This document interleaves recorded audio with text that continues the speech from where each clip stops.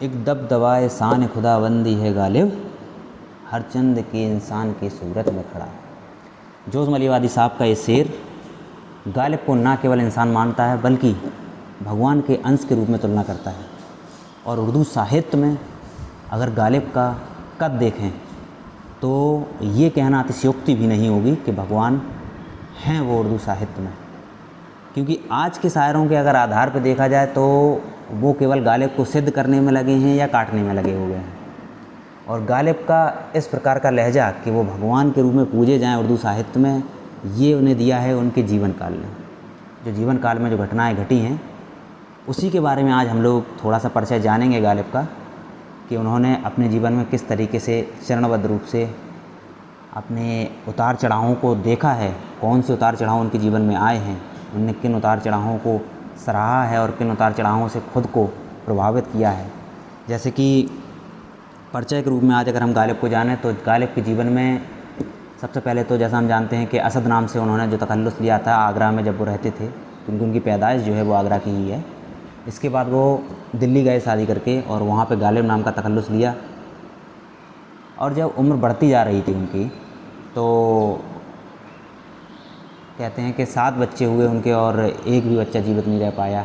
इस बात का दंश उनके जीवन में बना रहा, मुफलिसी का दंश, और इसके साथ साथ पेंशन ना आने का दंश, एक शराब सही तरीके से ना मिल पाने का भी दंश एक बहुत बड़ा दंश है उनके जीवन में। इसके अलावा जुआ से भी काफ़ी जुड़े हुए रहे, जुआ खेलने से जेल भी जाना पड़ा, और तवाइफ से भी कुछ उनका मेल जोल रहा है जिसे हम आगे जानेंगे। इसके अलावा उनके संघर्ष में अगर हम देखें तो पेंशन की खोज में उन्हें दिल्ली से लेके बंगाल तक जाना पड़ा, और इसी बीच उन्होंने अपने बच्चे को भी खो दिया। उनका जो छोटा भाई था उसको 1857 की क्रांति में गोली मार दी गई, जो दिमाग से थोड़ा विक्षिप्त था, और गालिब बहुत प्रेम भी करते थे उनसे। इतने सारे उतार चढ़ाव आने के बाद गालिब ने जो कुछ लिखा है, जितनी नग्नता से सामाजिक पक्ष को दर्शाया है, आर्थिक पक्ष को दर्शाया है, सांस्कृतिक पक्ष को दर्शाया है, धार्मिक पक्ष को दर्शाया है और दार्शनिक पक्ष को दर्शाया है, इन सब पक्षों के बारे में हम लोग जानेंगे। प्रेम पक्ष के बारे में तो गालिब को अलग ही एक दर्जा प्राप्त है कि प्रेम पक्ष पे जो उन्होंने लिखा है, जिस तरीके से लिखा है वो शायद ये कोई और लिख पाए, और कितना चरणबद्ध तरीके से लिखा है इस बारे में हम लोग आगे जानेंगे।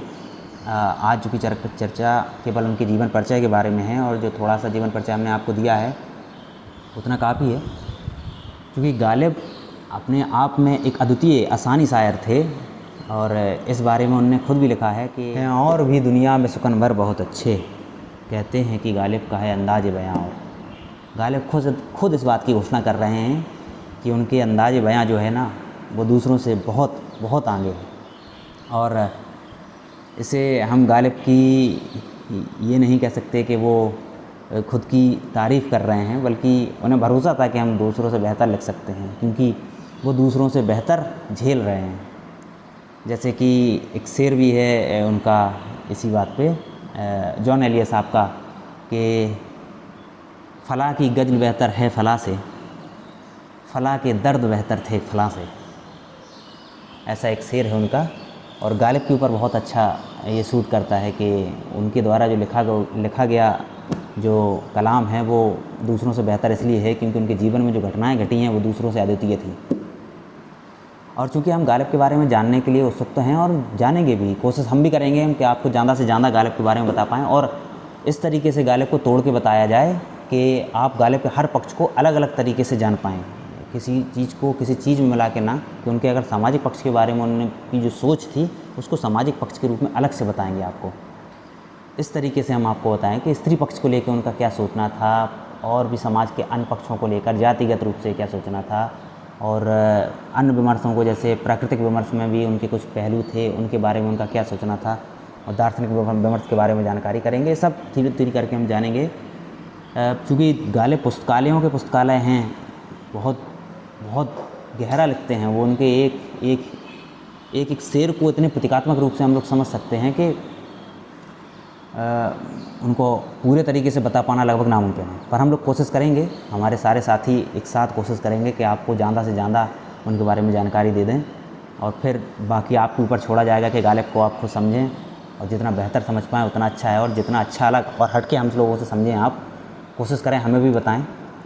और इसी बात पे हम आपसे कुछ गालिब का एक शेर और कहना चाहेंगे कि गालिब को पूर्ण रूप से जानना नामुमकिन है, जो गालिब ने खुद घोषणा की है कि वो पूछते हैं हमसे कि गालिब कौन है, कोई बतलाए हमें कि हम बतलाएं क्या।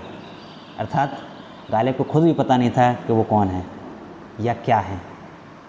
तो हम लोगों का इस चीज़ पर दावा करना कि हम गालिब को पूर्ण रूप से आपको बता देंगे, ये एक प्रकार की हास्यास्पद बात होगी, पर हम कोशिश करेंगे आपको ज़्यादा से ज़्यादा बता पाएँ। और आज हमारा वीडियो यहीं समाप्त होता है। कल से हम गालिब के विभिन्न चरणों के बारे में बात करेंगे और कोशिश करेंगे कि आपको एक एक चरण के बारे में सही तरीके से बता पाएँ। धन्यवाद।